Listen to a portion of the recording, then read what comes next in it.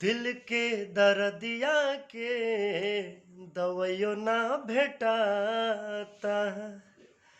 छन छन आई हो दादा जान अब जाता। दिल के दर्दिया के दवाइयो ना भेटाता।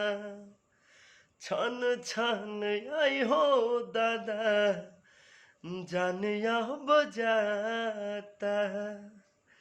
मोहब्बत बेचाता है बाजार में। केहू पिएला जहरिया के करो प्यार में। मोहब्बत बेचाता है बाजार में। केहू पिएला जहरिया के करो प्यार में।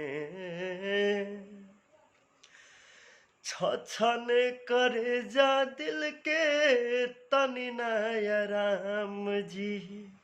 काहे के बनवलाई मोहब्बत ये राम जी। छछन करे जा दिल के तनी नया राम जी। काहे के बनवलाई मोहब्बत ये राम जी। सारा सपना बन के आंसू बहे धार में। काहे पिएला जहरिया के कर प्यार में। मोहब्बत बेचाता है बाजार में। केहू पिएला जहरिया के कर प्यार में। मर जाला लोग साचो मिले ना करार हो।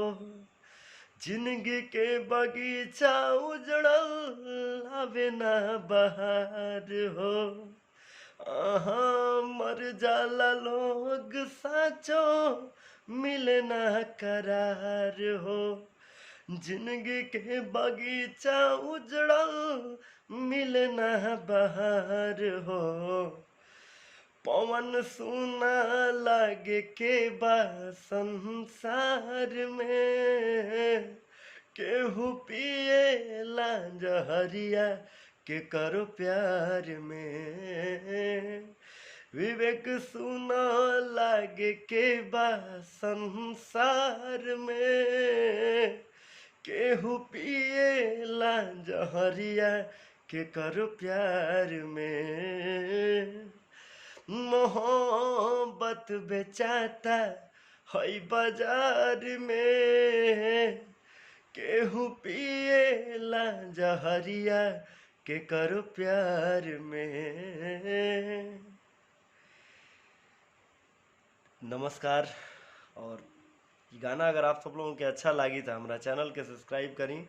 जय हो भोजपुरिया समाज।